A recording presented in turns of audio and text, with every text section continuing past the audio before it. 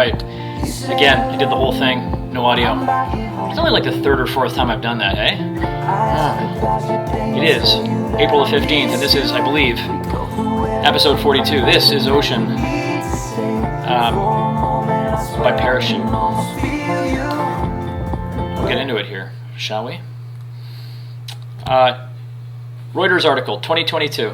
Social distancing or intermittent social distancing until 2022. This is going to go on for a while. There's even some suggestion that it might require intermittent social distancing through 2024. Of course, this dramatically does hinge on antivirus or vaccine/antiviral drugs, both of which remain wildcards, of course, until we know better. I do want to talk a little bit about the global sense of community that we derive from this. It's probably the first time in my life I felt connected to every other human being in this particular way, because we're all in a common struggle. This affects everybody the same, more or less. Nobody can really dodge this. Everybody knows somebody who isn't dodging this, who has parents who might not dodge this eventually. If we're all getting this, or if many of us are getting this, then there will be reckonings with this that we all face directly or indirectly in our own families. But it does bind us together. We're in a common struggle in a war. This is truly the first time that the world has been at war with a virus in our lifetimes. It's the first time we've faced this kind of a threat. It's probably and hopefully the only time in our lives, in our relatively short lives, that we will face this kind of a threat. But this is real, and this is a war. Today is the worst day on record for U.S. and global deaths. It's a new record on deaths. Deaths are seen as the most reliable stat because testing is so unreliable and variable.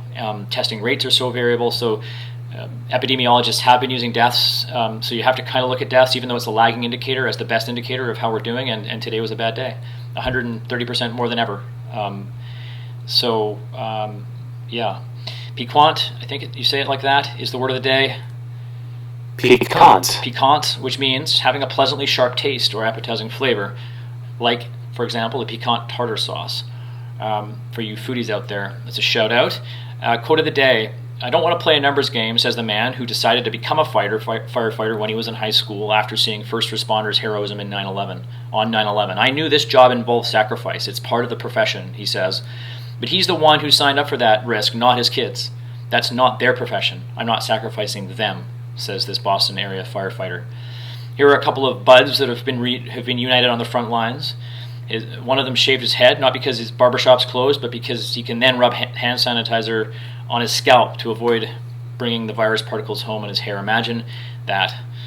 And one of those frontliners is a friend of mine and my family doctor, who's fighting hard right now, Greg Phillips.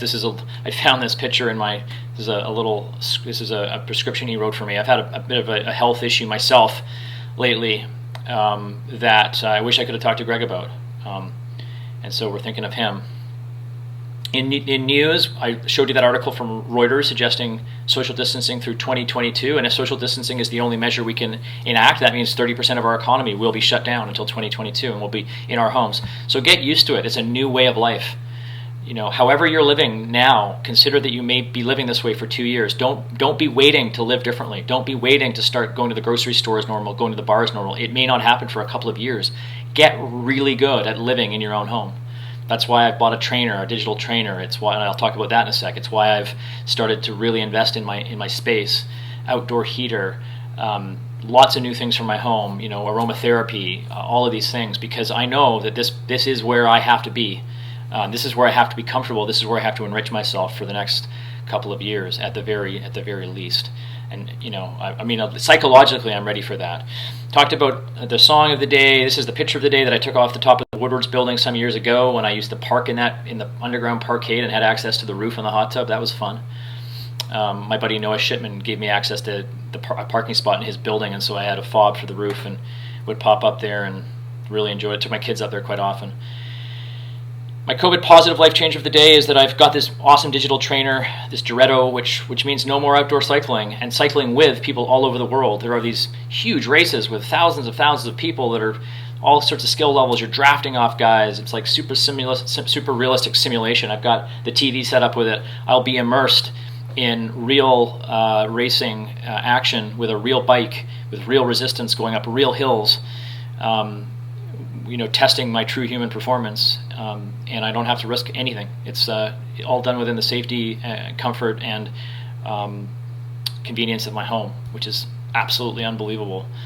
And with that, I'll make this a relatively short update. I love you guys. I appreciate you listening to these. I appreciate that you asked me to make them, and that that you're still tuned in. I really enjoy making them, and I look forward to speaking with you guys soon.